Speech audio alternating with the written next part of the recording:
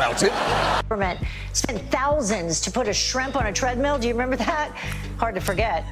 I mean, yeah, it is hard to forget, partly because you won't shut the fuck up about it, and partly because it's inherently great TV. Honestly, the only way that'd be made better is if it had its own theme song. You go, shrimp, you go! Prove that you're not just some bum. Prove that you've got heart. Specifically, one single chambered heart that you keep in your head because you're a shrimp, goddammit. You go! The point is, that story won't go away. Just this year, Joni Ernst complained we put shrimp on a treadmill to see how fast they run.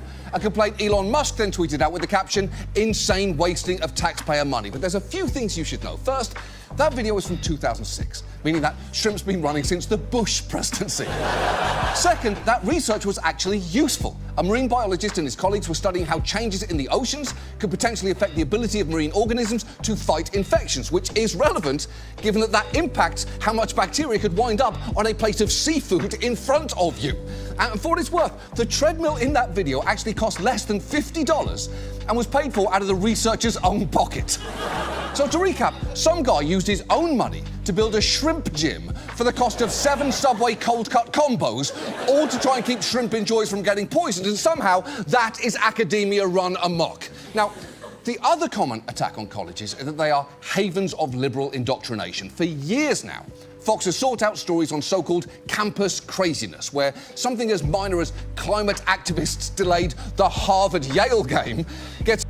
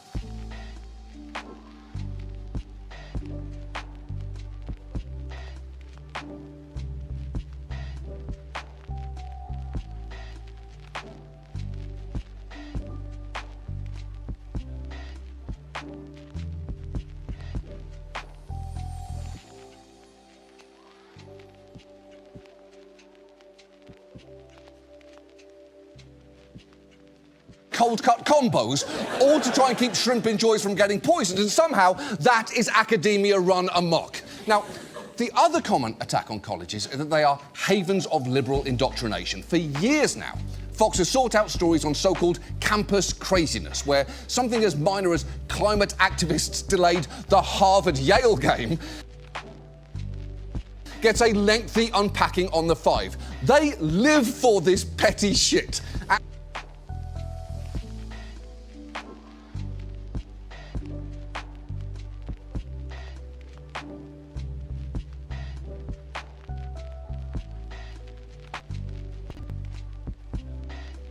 Run amok. Now, the other common attack on colleges is that they are havens of liberal indoctrination. For years now, Fox has sought out stories on so-called campus craziness, where something as minor as climate activists delayed the Harvard-Yale game gets a lengthy unpacking on the 5. They live for this petty shit. And you know who cracked this code early on? Stephen Miller. Because back in 2007, as a student, he made it onto Fox & Friends with a story about how several school newspapers had refused to run this ad, directing people to a website that featured claims like Muslims have problems living peacefully with their neighbours. And they lapped it up. Right now, a lot of kids on college campuses, they're only getting one half of the story. And when we're in a situation where you have nuclear threats and radiological threats and biological threats, and we're at a dangerous time in history, you want everyone in America to have a keen understanding of what it is that we're facing. And I'm frankly sad to say, right now, that's not the case. Are you a college kid? Yeah, I'm a senior at Duke University. Well, you are smart. Yeah. Steve Miller, Well, I watch Fox much. & Friends almost every morning, so that probably has something to do with it. Oh, I want you to be morning, and that's why it might be smart. I gotta say, I'm guessing, are you a college kid, is a question Stephen Miller got a lot back then, though that was probably less to do with his smarts and more to do with the fact that people just assumed he was a 45-year-old undercover narc trying to do an unsanctioned 21 Jump Street on them. But it's worth noting that for all his talk there about censorship in college newspapers, as a Duke undergraduate, Miller had a newspaper column where he routinely aired conservative grievances like Christmas is being banned, which, as you all remember, happened. He also called affirmative action misguided and devastating and said Duke's Women's Studies department was an effort to indoctrinate students in radical feminism, saying a proper women's studies program would study women from all angles, not one. A pretty weird choice of words coming from this guy, who I think most women would prefer to be studied by from exactly 0 angles. And the very fact that Miller had a regular column does suggest that, as hard as it may be to believe, there was representation at Duke University for Republican points of view. And the more you listen to some Republicans complain about what goes on campuses, the clearer it becomes they don't want diversity of thought. They want one specific type of thought. J.D. Vance has repeatedly made that clear over the years, with complaints like, we are giving our children over to our enemies when we send them to college. And in a podcast appearance, he advocated for doing what Viktor Orban has done in Hungary to schools, which was, for the record, to consolidate power over what gets taught in universities. And that wasn't all that Vance said. We should seize the institutions of the left and turn them against the left, right? We need like a de-Bathification program, but like a de-wokeification program. Basically, my strategy is like de-institutionalize the left, re-institutionalize the right. It is very hard. It will require men and women of incredible courage, but I don't see another way out. Okay, first, if you are not familiar, de-Baathification was the process of purging the Iraqi government of Saddam Hussein's Ba'ath Party, something not universally considered as something we should do to our own citizens. And second, you aren't having a stroke. J.D. Vance is doing an interview with someone who looks like they went to the barber and asked for the Airedale Terrier. The point is, Conservatives have long sought to orient universities sharply to the right, and in recent years, they've seized upon a new justification for doing this, specifically to combat anti-Semitism in the wake of student protests.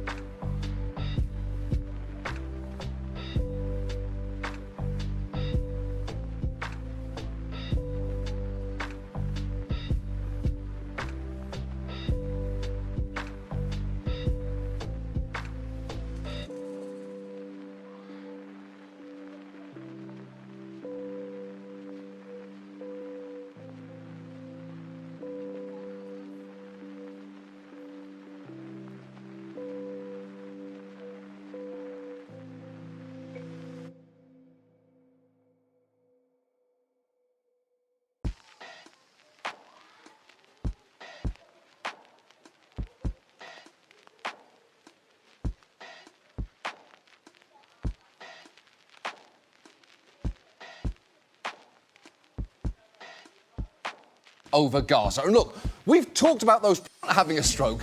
J.D. Vance is doing an interview with someone who looks like they went to the barber and asked for the Airedale Terrier. The point is, Conservatives have long sought to orient universities sharply to the right, and in recent years, they've seized upon a new justification for doing this, specifically to combat anti-Semitism in the wake of student protests over Gaza. And look, we've talked about those protests before, and it'd take more time than we have to fully litigate them now, but very quickly, multiple things can be true. You can think some critics of the protests were conflating criticism of Israel with anti-Semitism, and that some were pointing out actual instances of anti-Semitism. You can also acknowledge that some Jewish students did feel unsafe because of the actions of some protesters, and that some protesters were made unsafe by universities calling the police on them. You can also argue that many universities did themselves no favours by failing to figure out a coherent, consistent response, but none of that nuance has been present in the White House's response, which has been to suggest the wholesale destruction of certain universities. Soon after taking office, Trump formed a task force to combat anti-Semitism, backed by Stephen Miller, and here is the head of it laying out their strategy. We are suing every one of these universities guilty of anti-Semitism. Under Title VI, we're taking away their money, Mark. We're going to bankrupt these universities.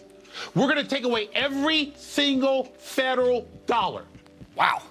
He is coming in pretty hot there. And for the record, I actually agree with that screaming madman in that it'd obviously be great to get rid of anti-Semitism in college and everywhere else hold for applause. And look, if colleges were spending all their federal money on inventing a big automatic anti-Semitism generator, then yeah, it would make sense to take their money away. But the thing is, they're not doing that, partly because it seems to be Elon Musk's project.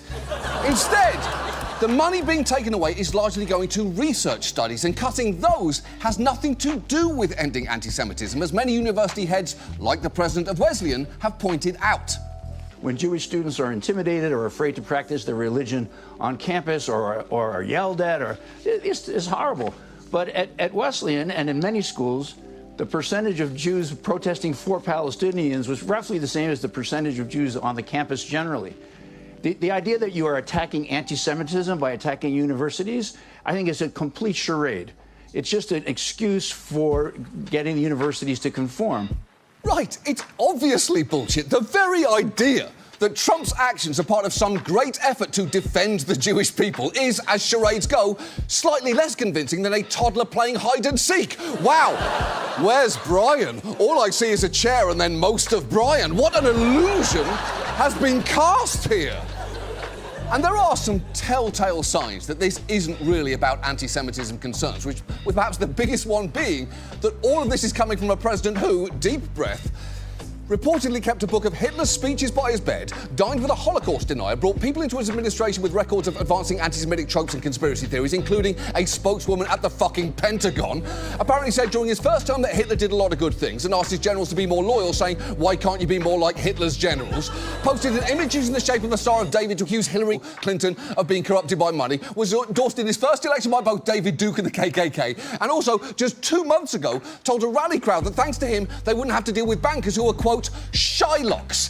Hearing that Trump is suddenly waging war against anti-Semites is like hearing Billy Joel is waging war against dads from Long Island. Are you really doing that? Because you always seem so very close. And yet that is how Trump is justifying his current assault on higher education. And it is worth looking at exactly what he's doing, because it's pretty grim.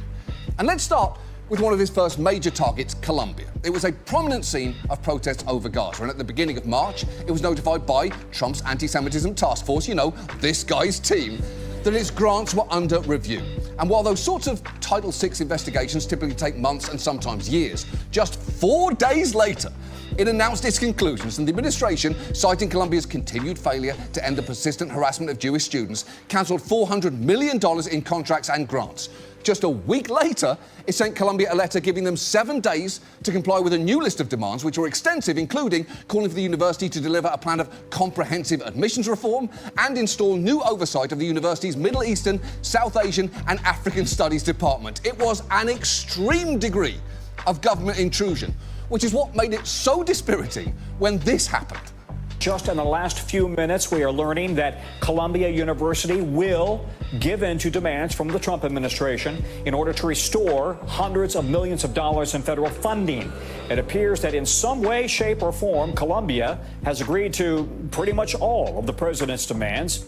Yeah, they caved in about 5 seconds, officially solidifying Columbia's reputation as the little bitch university, rather than what it was known for before, being the place that Timothy Chalamet went to for 5 minutes before realising he didn't need it.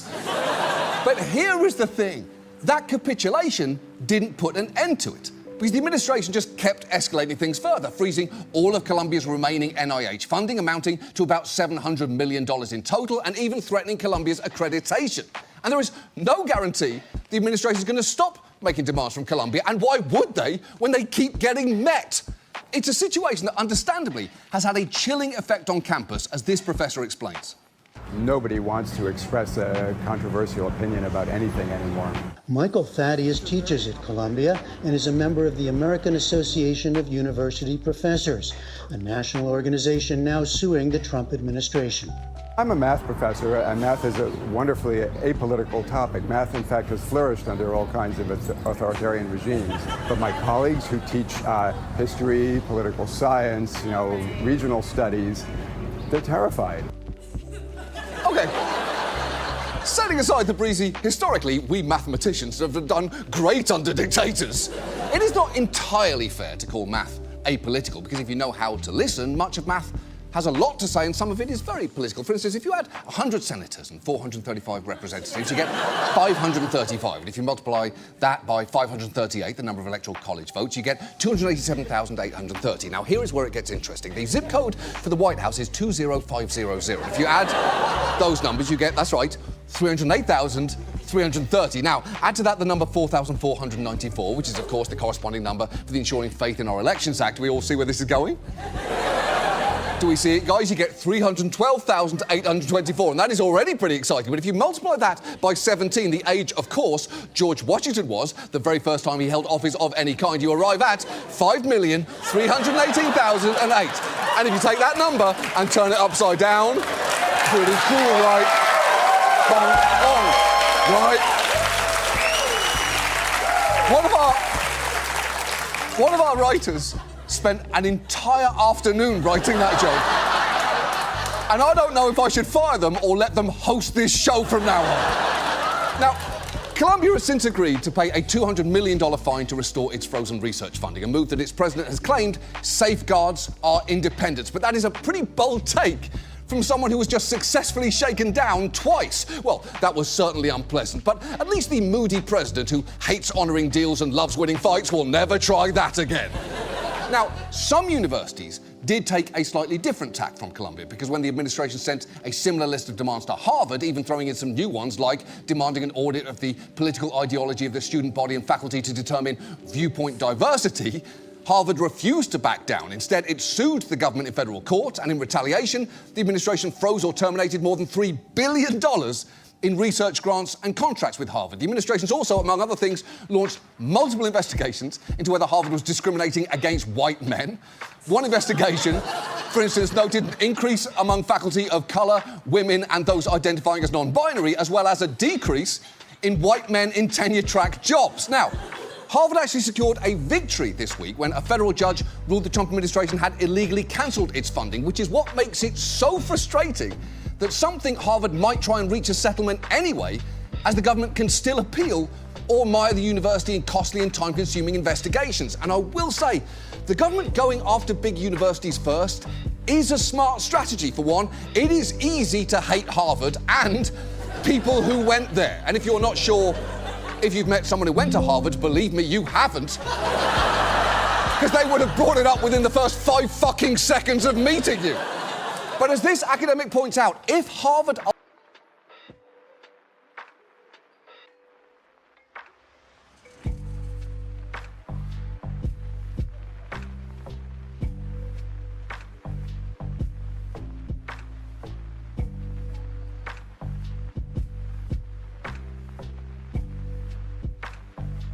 ultimately caves, that'll send a who went there. And if you're not sure if you've met someone who went to Harvard, believe me, you haven't. because they would have brought it up within the first 5 fucking seconds of meeting you. But as this academic points out, if Harvard ultimately caves, that'll send a terrible signal. Harvard has more wealth, more power, and more institutional strength than almost any other sort of organization in America. If they can break Harvard, then they are sending a sign that they can do it to anybody. And that is the message that this is trying to convey. He's right. Fred Armisen is just completely right.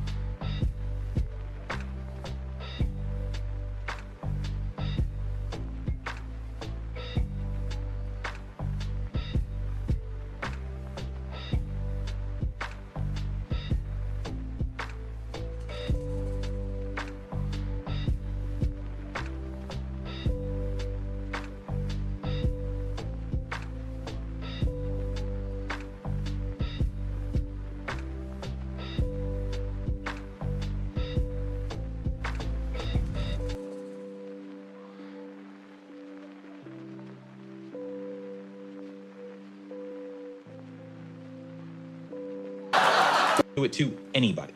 And that is the message that this is trying to convey. He's right. Fred Armisen is just completely right. Because this goes much further than Harvard and Columbia. The administration's frozen billions of federal research funds at all these other schools and slashed studies at public institutions across the country. Even universities who tried pre-capitulating have found themselves out of luck. Northwestern tried to get ahead of things by releasing a list of steps it had taken to combat anti-Semitism that closely tracked with a list of demands the Trump administration had given to Columbia.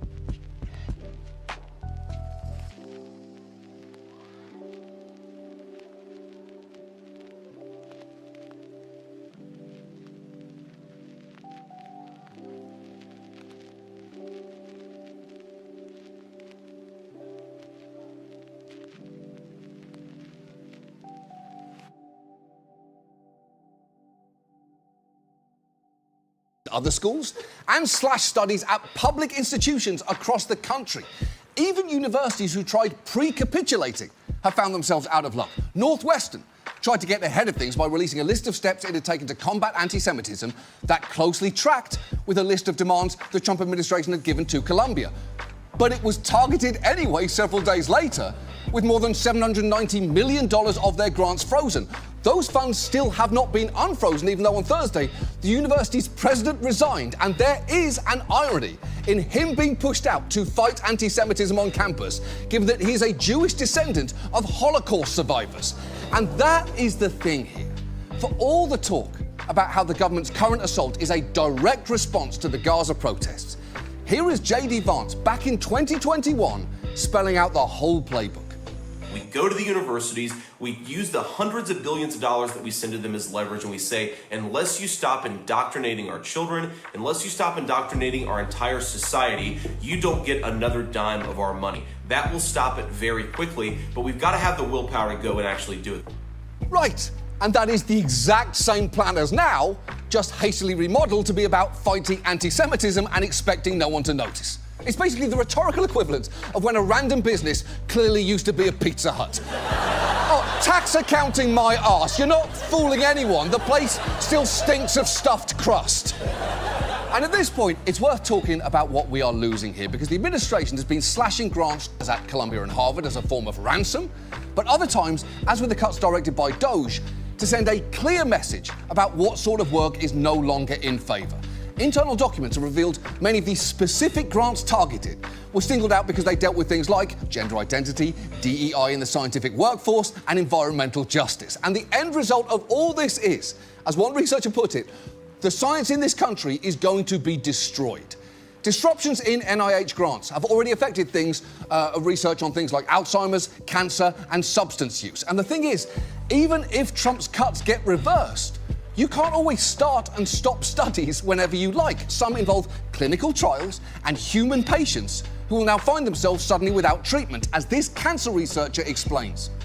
We're very worried because what's happening is that one day we hear our grants are cut, and the next day we have to say to a patient, sorry, no more money's coming in, so we can't treat you on this trial anymore. And could that patient die as a result? Absolutely, because these patients are on clinical trials because they have no other options. Look, I feel terrible for patients in that situation, but also for the doctors, because that is a tough conversation to try to navigate. Bad news, you can't have medicine anymore. Oh, okay, why? Because the president doesn't like anti-Semitism. Really? No, not really. He just cares a lot about ideological diversity at colleges. Really? No, not really. His brain is functionally pudding now, but the people around him told him to do it and he said fine. Okay, but I'm sorry, what does any of that have to do with me? Oh, absolutely nothing. Got it, thanks so much for explaining things. Dies. And while the costs there are obvious, even science with less immediate practical impact can wind up being incredibly useful. Remember, that shrimp on a treadmill was ultimately about keeping bacteria out of seafood. Drugs like Ozempic are based on a hormone identified in an NIH-funded study of Gila monster venom. A study of how bees optimize their nectar foraging led to an algorithm that now powers the $130 billion web hosting industry. Even that study of rats in a car discovered that certain stress hormones in the rats' poop changed as they learned to drive, a finding which may now inform future behavioural treatments for mental health. The point is, somewhere out there is a weird little tree frog that jizzes the cure for cancer. And some scientist, probably working at a university, is going to discover that because she had a healthy curiosity about frog cum. And honestly, that theory kind of makes sense. I'm just saying, this pig is over 50 years old. Most pigs don't live that long. What does she do that most pigs don't? This guy right here. All I'm saying is, maybe there's a fountain of youth, and it's located between two green spindly legs. Sometimes. Science involves asking weird questions and getting unexpected answers. And the thing is, if we lose this vital university research, there's no real replacement for it. Private industry isn't going to pick up the slack here because these studies don't often have a clear, immediate return on investment. As the head of Arizona State points out, when we invest in research, that actually helps the private sector, which is probably something we should talk about a lot more often. I left my iPhone out because everybody thinks that this iPhone 16 is the product of the genius, and he was a genius, of Steve Jobs. Hardly. There were probably, by my estimation, 5,000 academic research groups through the decades that had something to do with the technology I'm holding in my hand. Nobody even knows they exist. Nobody knows the hundreds of patents that are in here and the thousands of articles that back up the patents that are in here. There's not one aspect of this iPhone 16 which has not been deeply empowered and enabled by, at one point or another, some academic research activity, some academic technological development, and no one knows any of that. Exactly. Every iPhone ever made contained the work of thousands of academic research papers, which we never talk about. They may have occasionally also contained a meaningful part of a child labourer's finger, but we don't talk about that for different reasons. The point is, publicly funded research is, among other things, good for the economy. One report found that every dollar of medical research funded by the NIH delivers $2.56 in economic activity. So even if you are someone who hates learning and loves money, and yes, I am talking to one guy in particular here, publicly funding research is just a no-brainer. But obviously, that is not what this is really about. This is about the right being willing to sacrifice everything, up to and including a generation's worth of scientific progress, to get what it wants. And it is not hard to see what that is. Because when the administration is launching investigations like, why aren't there more white men teaching at Harvard? You know what they're up to. Just like you know what the plan was when they suddenly cancelled diversity grants awarded to PhD students who were members of certain racial or ethnic groups, disabled or from disadvantaged backgrounds. And don't just take this from me. In June, a federal judge, appointed by Reagan, by the way, ordered hundreds of terminated research projects reinstated, and when issuing his ruling, he stated, "I've never seen a record where racial discrimination was so palpable. I've sat on this bench now for 40 years. I've never seen government racial discrimination like this, and I ask myself, how can this be?"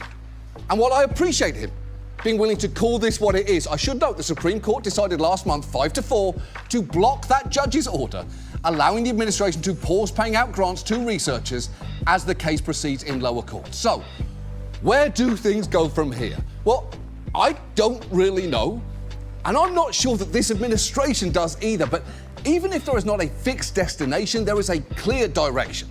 And that is that they want to turn back a clock that, quite honestly, had taken way too long to move forward, and restore the role of academia to being a training ground for those looking to uphold old systems of power instead of questioning them. And look, you can have problems with academia. You can think it's too cloistered or too liberal. You can think it's becoming too expensive or that its resources are misallocated. But the notion of the state suddenly executing a sweeping takeover of higher education to this degree is chilling. And if this administration's actions have taught us one thing so far, it's that no capitulation will be enough, and they will never stop demanding more. So given that, I'd argue that to the extent they can, these institutions need to stop yielding, stand firm, and fight back. Because while I do get the appeal of thinking just one more concession, one more payoff might safeguard your independence or let you live to fight another day, it's worth asking, at what point have you compromised so much that the thing you're supposed to be defending is gone? And if institutions need some inspiration in facing that challenge, maybe I can remind them of one plucky little guy who would not stop, no matter the odds, no matter the forces that try to push him backwards. I guess what I'm saying is, universities, you need to act like that shrimp.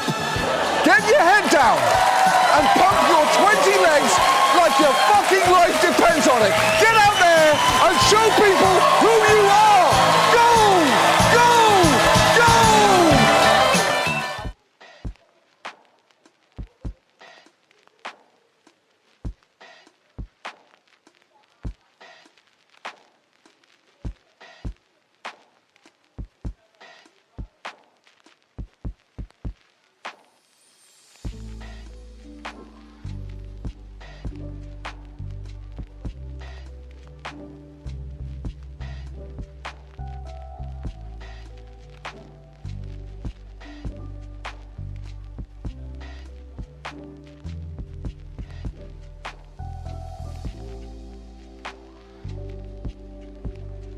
Imagine bringing your side project to life just by thinking about it.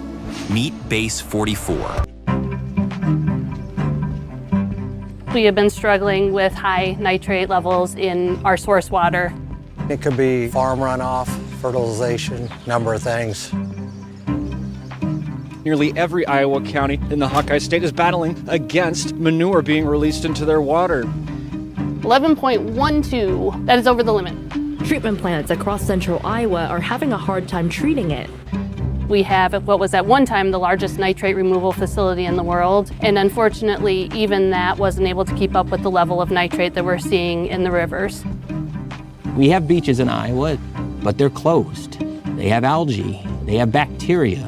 The lake, it's really showing up green right now. It's really sad. Nitrogen pollution is a big problem in Iowa.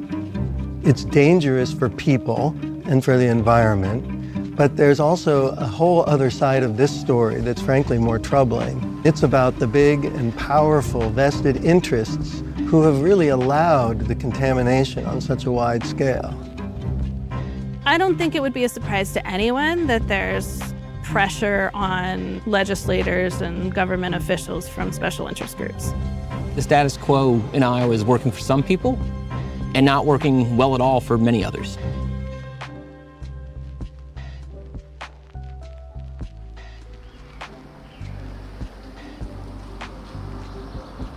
I think in 2007, we were made aware that our nitrate levels were higher than normal.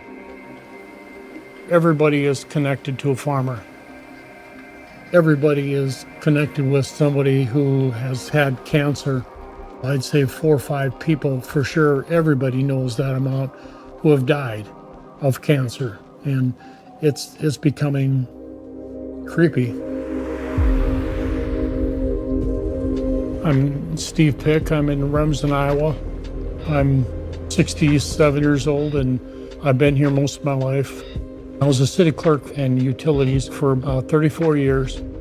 There has to be some correlation between nitrate levels and cancer. Iowa's cancer rate has been climbing in near lockstep with the rising use of nitrogen on farms for decades. Scientists, though, aren't sure if the correlation is causative or merely coincidental. What we do know is that age-adjusted, Iowa has the nation's fastest growing and second highest cancer rate overall after Kentucky, and is one of only 2 states in the U.S. where the cancer rate is still growing at all. Iowa used to be sort of this marshy swampland, and to make it as productive as we have, we've essentially plumbed a lot of our fields so that we can get the water off the land and make the land more amenable to crop production. Iowa is really among the most heavily modified landscapes in the entire country. Starting with European settlers, it was literally carved up into squares for individual farming families. With the endless green fields, it's hard to see how farming in Iowa could have a negative impact. But if you look a little closer, you realize it's like any other major industry, driven by market forces entirely indifferent to ecological and human health. Most of what is grown goes into animal feed and ethanol for fuel. Corn yields have risen enormously in the last 50 years. To achieve that productivity, the state's farmers spread nearly 4 billion pounds of nitrogen from fertilizer and manure on Iowa's 13 million acres of corn every year. Many in the scientific community are worried.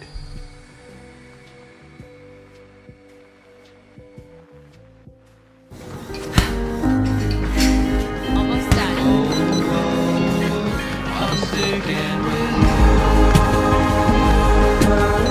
Come on, man.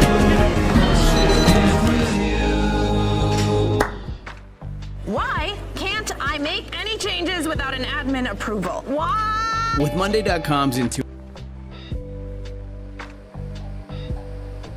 This is essentially our sample intake lab. So those are treated seeds. That's how we do agriculture these days. And that seed is colorful because it's painted with pesticides. We spray on there an insecticide, a fungicide, maybe an nematicide. And this is something we spent a lot of time studying. These coatings, once the seed goes in the ground, if there's rainfall, these do get washed away. Farmers just will buy what they're being sold. This is what their local representative will say is, this is your seed for this year, and they'll just use it. There are challenges when it comes to water quality, and I think concerns over the challenges that might be there for public health as well.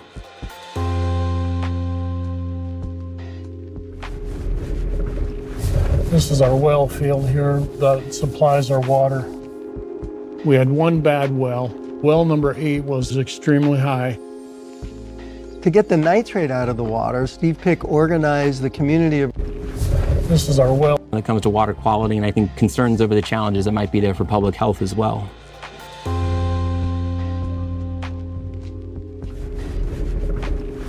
This is our well field here that supplies our water.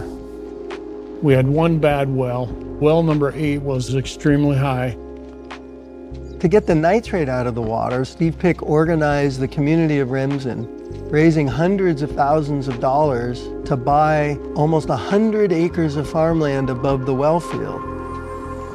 They replaced the rows of corn and soybeans that were growing there with native prairie grasses, and the deep roots of those grasses successfully absorbed much of the pollution. Steve Pick won a Clean Water Award as nitrate levels in Remsen's wells plummeted about 40% in just a few years. But then it was all cut down. $15,000 worth of seed of planting all this and wildflowers to be just thrown away, to be sprayed. Yeah, it was pretty disheartening. Starting in 2010, more conservative politicians came into power across the state, and the project was effectively killed. Steve Pick was fired in 2012. A few years later, in 2015, nitrate levels had shot back up. This is when the story gets really interesting. Iowa's Department of Natural Resources sent a scientist to investigate the rising levels of nitrate in Remsen. That investigator identified the Tentinger cattle feedlot on the edge of town as the source of the pollution. It comes from there, down through this creek, down that way between the ball fields, and then weaves through town, through Beck Park, and eventually ends up in our well field. Emails show that the DNR's chief of compliance at the time, Barbara Lynch, closed the investigation to avoid political blowback. DNR records show residents repeatedly complained about the farm's manure flowing through town, but state investigations were shut down at least twice. By 2017, Remsen's shallow wells were so filled with nitrate, they had to actually be turned off. Remsen now has a $10 million water plant to treat deeper wells and much higher water bills. Nobody really questions it at all. They just live with it.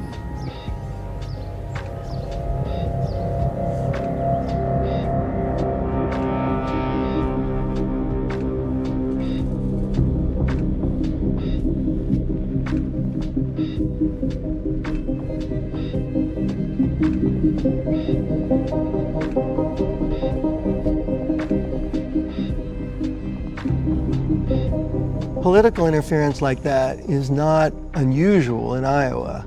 In fact, what happened in Remsen was a microcosm of how agricultural interests wield extraordinary power over the Department of Natural Resources and other state institutions to protect the ag industry, endangering public health.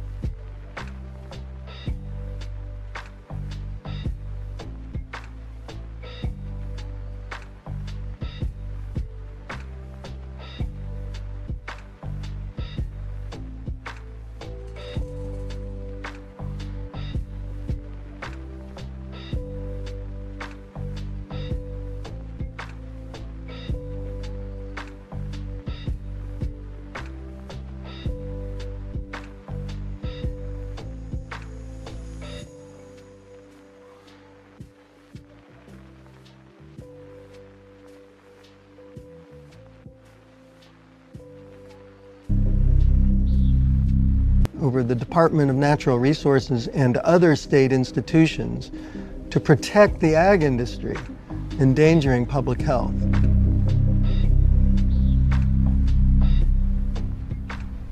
I'm Claire Ruby. I work for the Department of Environmental Science and Sustainability here at Drake. For 20 years before that, I worked for the Department of Natural Resources of Iowa.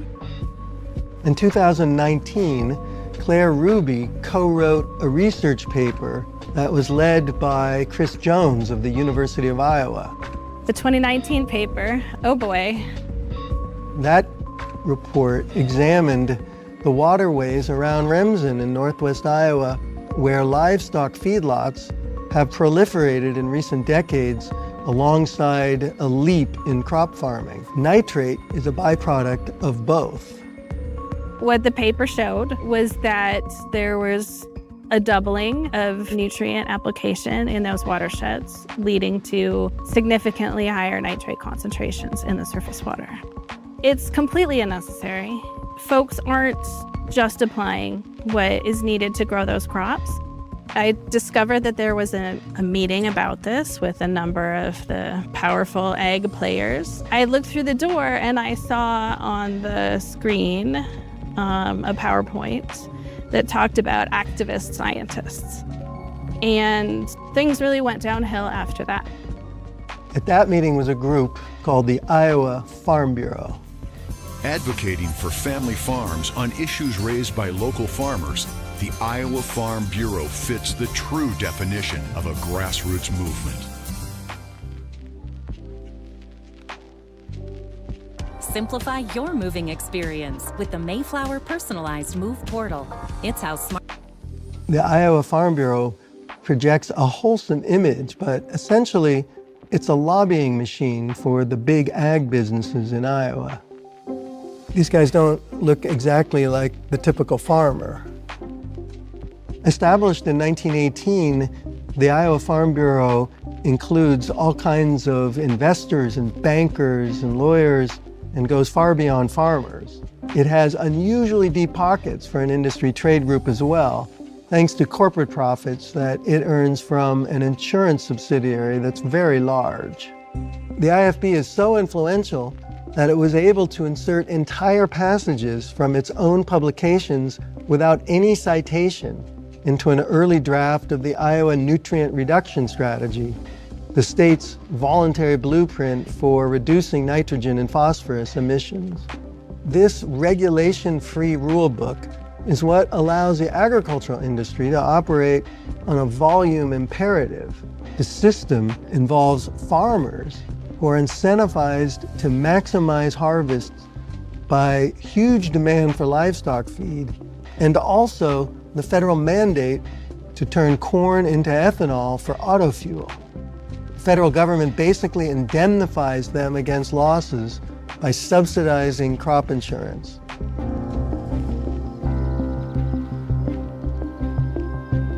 I worked about 20 years for the Iowa Farm Bureau as the Director of Research and Commodity Services. I was quite involved with some of the discussions on the Iowa Nutrient Reduction Strategy. It's really just how much nitrogen do we need to grow a bushel of corn. Right now in Iowa, we do about 1 pound of nitrogen per bushel of corn. That's highly efficient. 1980, we were 1.5 pounds of nitrogen. Nitrogen is the most expensive input I have on this farm. I don't want to waste it. Now, could it be done more efficiently? Theoretically, yes. Applying blanket fertilizer has become the norm for modern farming systems, but some believe there are better and cleaner ways to do it. Iowa State University agronomy professor Matt Liebman founded and ran the Marsden Farm project from 2002 until retiring just a couple years ago. If you look at what's down below the oats here, you can see alfalfa plants that were planted at the same time as the oats. So corn likes to grow after alfalfa, and you can grow that corn with less fertilizer after alfalfa because roots can move more quickly through the soil to greater depth and explore the soil for more water and nutrients. Liebman proved that by rotating corn and soybean with alfalfa and grains, such as oats, farmers could actually earn more money while using 85% less nitrogen fertilizer. The principles and practices that you're seeing out here are well known for decades, for centuries. Most farmers have been moved toward a financial situation where they're trying to maximize their gross revenue. And if they find shortfalls in their profit because input costs are high or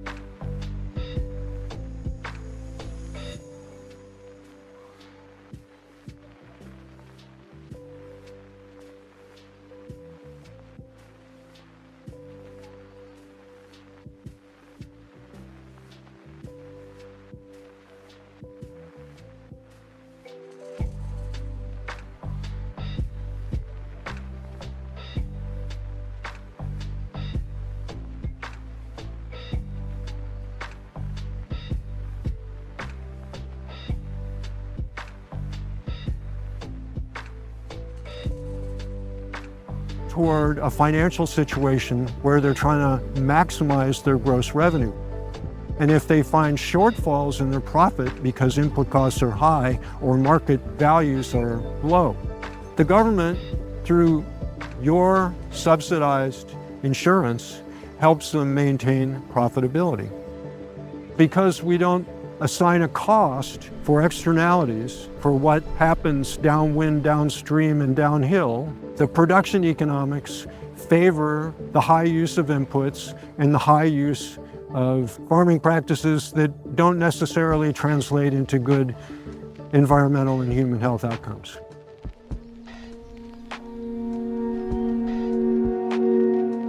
Some folks will say regulation is the way, but regulation is a real dirty word here in Iowa. And, folks don't want to have that conversation. I am not blaming farmers. This is the system as it stands. This is what in the U.S. we call a food production system. I would argue the Farm Bureau system is the envy of the world relative to getting quality agricultural input and involvement of producers in ag production policy. And so when we talk about regulations, no, I'm a fan of set out voluntary guidelines and make sure this system rewards sound economics. So think of it as like a TV ad with a catalog component where I can choose on the Roku app and immediately it's going to send. The Iowa Farm Bureau has been campaigning for years to be sure that farmers do not have to follow strict regulations. That has allowed environmental policies to remain secondary to economics in the state.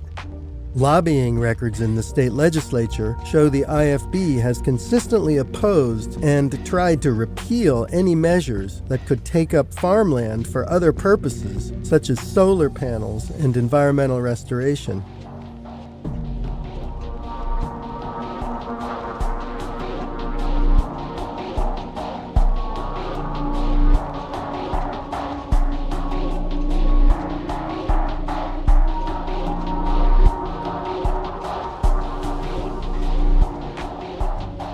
While Big Ag prefers to maintain the status quo, new science suggests a rethink might be wise. There's been some concern that maybe that 10 milligrams per liter standard is not health protective enough. And there's been plenty of science that has started to find associations between nitrate in drinking water and chronic health impacts like bladder cancer, colorectal cancer, thyroid cancer, and birth defects. So here in Iowa, we've got communities that are routinely drinking levels of nitrate where people are wondering, is this truly safe even though the EPA tells us it's below the standard?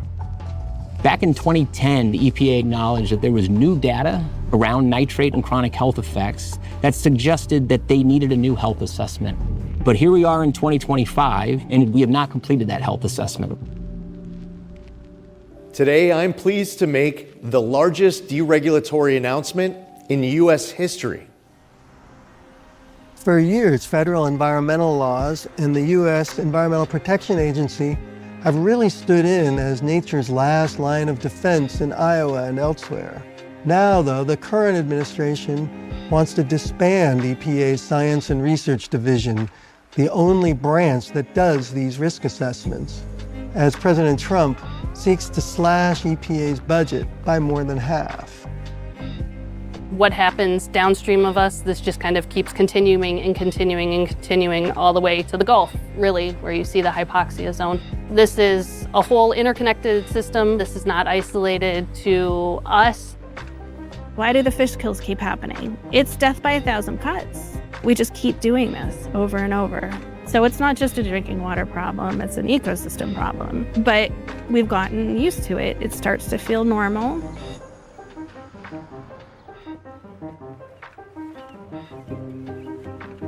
Seems like the bigger the operations around here get, the more they're reliant on chemicals. I'd like to see a happy medium in there, but it seems like it's just going way too far out of whack. Looks pretty clear, but I still wouldn't drink it.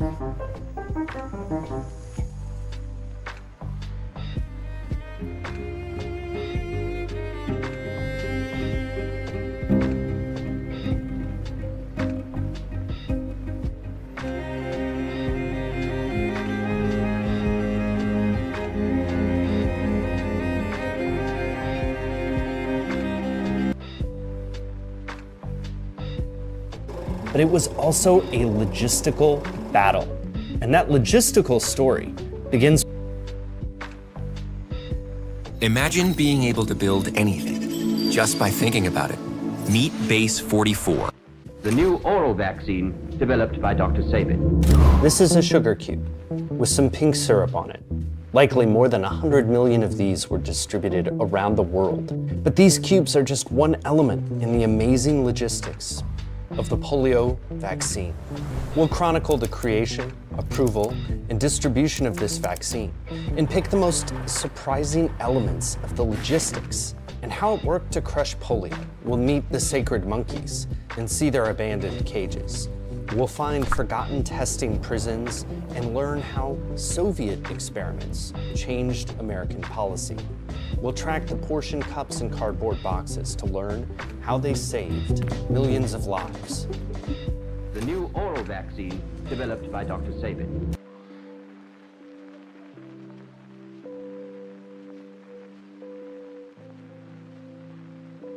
This is a sugar cube with some pink syrup on it.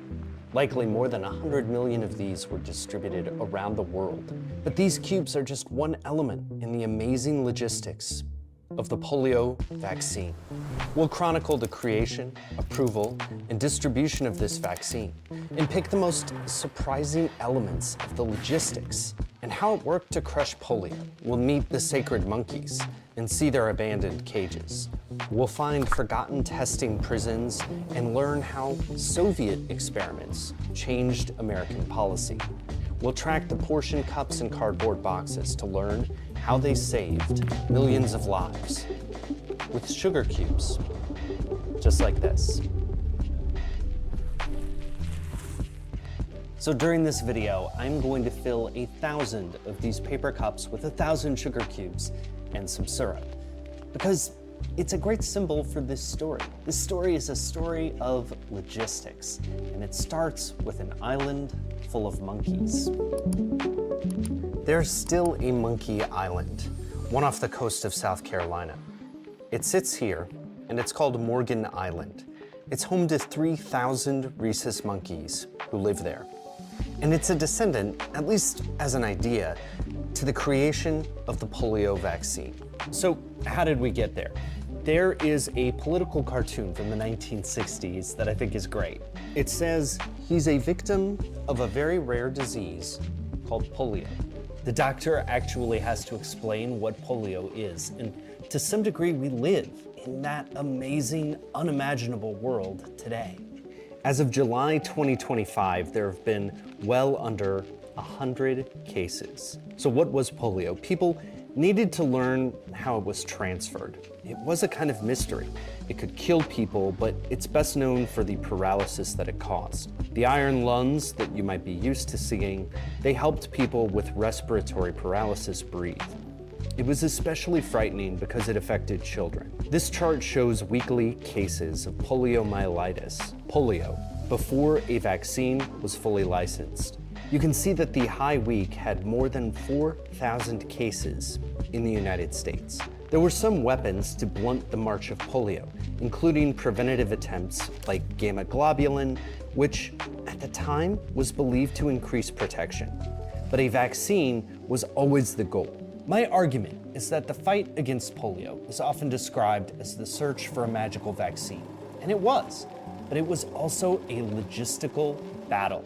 And that logistical story begins with funding. March of Dimes funds were needed everywhere, needed desperately by patients, needed by an army of scientists who searched for a preventive.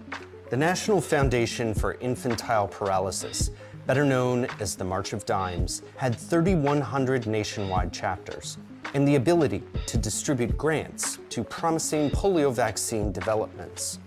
We will focus on two in this video: Pittsburgh's Jonas Salk and Cincinnati's Albert Sabin.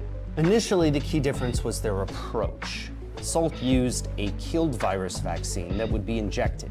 Sabin hoped to use a weakened live virus that could be administered orally, but both faced the same initial logistical hurdle. They needed massive amounts of poliovirus in order to develop and test the vaccine. They needed to grow it. And this is where I finally get back to the monkeys. Can I tell you about my 2 p.m. problem? I'm editing this video now, and when 2 p.m. hits, that is when I need that afternoon cup of coffee. I need the good stuff, something I'm ready to get back. Sometimes it's not the words, it's the silence between them. 11 Lab. Back to it. Today, the National Institute of Allergy and Infectious Diseases owns the monkeys on Morgan Island. It began in the 1970s as an attempt to create a national resource of monkeys for research, once India stopped exporting them in the 70s. South of that, decades earlier, Okatee Farm served as a distribution center for the nation for monkeys. 2 types of monkeys could grow polio for study and development of a vaccine. So-called monkeys in test tubes had been part of the polio fight since the 1930s, but now it had a complex logistics operation. This article is really awesome because it shows the exact routes that they took. These monkeys went from the Philippines to Savannah. Rhesus monkeys went from India to London to New York to Okatee Farms. Once there, they went to a kind of basic training, basically adjusted and recovered before being shipped nationwide to vaccine producers and March of Dimes grant recipients. In 1954, 74,000 monkeys went through Okatee Farms. On the list of recipients, University of Pittsburgh, think Salk, and University of Cincinnati, Sabin. Imagine tens of thousands of caged monkeys every year, then sacrificed to grow polio viruses. Today, these sacred monkeys are no longer necessary to grow the vaccine, but at the time, they were key. So it was only after this massive crowdfunding campaign and the shipment of thousands of monkeys that they could begin polio vaccine trials. Salk gave his vaccine to his family, and then mass trials began, leading to the successful development of a vaccine. In 1954, a vaccine to prevent paralytic polio, developed by Dr. Jonas Salk, a grantee of the National Foundation, was tested in the largest field trials in medical history. Vaccination campaigns did work, and so did the vaccine. This chart shows a decline in fatal cases. So in some ways it feels like the end of the story, but it wasn't, not even close. And the entire world heralded the discovery which assured an end to one of mankind's most dread diseases. What was reported as an early vaccine test failure, the so-called Cutter incident, in which live poliovirus in the vaccine accidentally caused paralysis, probably made it harder to keep testing other options, especially a live virus like Sabin's. Many questions have been raised in recent weeks about the new vaccine against poliomyelitis. But Sabin was still developing his alternative. He believed his option would be better because polio still could be transmitted while the Salk vaccine was being incubated, while his vaccine would catch it in the intestine. He also knew that there would be a logistical advantage. Oral administration was easier and people preferred it. But the approval of the Salk vaccine gave the masses the impression that the polio march was over. He had to get creative. This is Chillicothe Prison. outside of Cincinnati. It sat far from Okeechobee Farms, but it was another key testing ground. To get his vaccine approved, Sabin had to be really creative about trials. He started by testing on his family, just as Salk had. Then he tested 9,000 monkeys and 140 chimpanzees before testing on 133 prisoner volunteers. An oral vaccine in a teaspoon of milk. If you think this raises questions about medical ethics, yeah. These tests weren't enough to get the vaccine approved in the United States. He had to have bigger trials. But the US was kind of closed for business, so he decided to go farther away. In the USSR, virologist Mikhail Chumakov had been developing a polio vaccine, but he was willing to try Sabin's. Keep in mind, this was in the middle of the Cold War, but Sabin needed these Soviet trials and other European trials to prove that his vaccine could work and maybe work better than the Salk vaccine.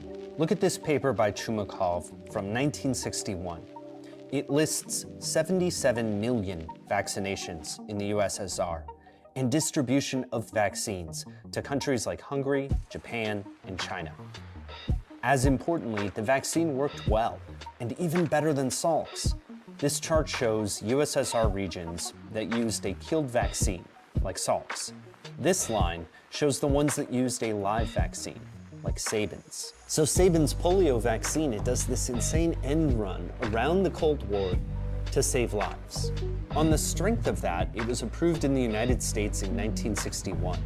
That is where these come in, and where the real hustle begins. Hi, I'm Brett. And I'm Jonathan. This is Darla.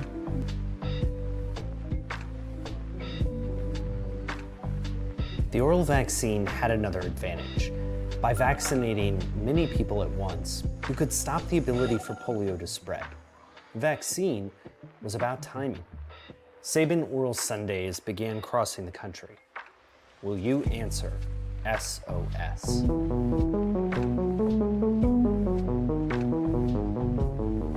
They were building immunity with the oral vaccine, just like this.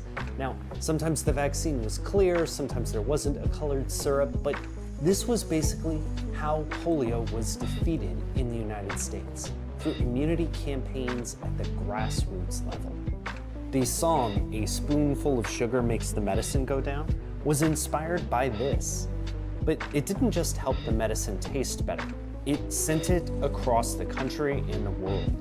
Look at this pamphlet about one Cleveland Sabin oral Sunday. It was sponsored by the Cleveland Academy of Medicine. The key distinction is that it helped prevent patients from being a virus carrier with just a few drops. With old Welby on board, it would taste good, work fast, and prevent polio. Business gifts of sugar cubes were also common. This SOS coloring book shows the process. You'd get a paper cup, a few drops of vaccine. It would happen at a local building like a school, and then your family would be polio risk-free. Vaccines were administered in arrangements like this one, some managing 5,000 people an hour, in which maximum efficiency could occur. And because shots weren't needed, it was much easier to inoculate massive amounts of people. I love this certificate that I got. I'll show it to you. It says Sabin Oral Polio Vaccine Program, Lower Lawrence County. In grateful acknowledgement to the recipient, Mrs. Helen Isaac, for faithful and meritorious services given in our campaign to eliminate poliomyelitis from this area. January 14th, 1964. Certificates like these, not hundreds of millions of dollars, are what powered the polio vaccination effort. And that mentality traveled around the world. Usually there was a short wait, then the formalities of the vaccination cards to be completed before the sugar lump with its vaccine was handed over. After the 1950s and 1960s, Sabin continued the effort to distribute his polio vaccine around the world. It had a big effect on bringing down polio rates. But even this display, it falls a little short at conveying the scale and success of his efforts. Imagine that one of these cups right here represents 100,000 doses of the Sabin vaccine. That would make this 100 million doses. And there's more that have been distributed around the world. Though Salk versus Sabin was a big headline, the vaccines work together and continue to do so to crush polio. But I made this video because while any epidemiologist or older person would know about the Sabin vaccine, I didn't. I had only heard about the work of Jonas Salk. It's a day of triumph for 40-year-old Dr. Jonas E. Salk, developer of the vaccine. I don't think this bias is just ignorance, it's reflected in the media coverage at the time. I found 2 editions of Life magazine. Here's the coverage of Jonas Salk, and here's the one picture of Albert Sabin I found in the 1950s. Above a caption saying that he had a stormy personality. Both of these men were heroes, but we clearly celebrate the scientific breakthrough when the breakthrough cannot be understood without the context of logistics. The Sabin vaccine saved millions of lives and performed a totally different function based on how it was distributed as well as how it worked. Today, when in a low polio environment, the Salk vaccine has become a valuable tool again. The Sabin vaccine's risks of vaccine-induced polio are too high for some places. Ending polio or any disease means that there are risks and resources that have to be managed, not just discoveries that need to be made in the lab. Having more common knowledge of the incredible success of the polio vaccines, it would help us make better decisions and more informed decisions about the treatments that we face more commonly today. The logistical effort to cure polio is as worth celebrating as the discovery of a vaccine. One doesn't work without the other.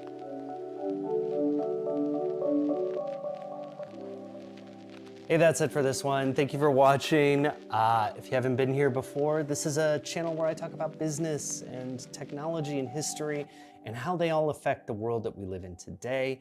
And I'm gonna eat all 1,000 of these right now. Now, I have had a few though, and they're pretty good. I also put out a newsletter with each video. It is free to subscribe to, and I give you an article that gets into something that I couldn't get into in the video. And this week, I wanted to tell you a little more about the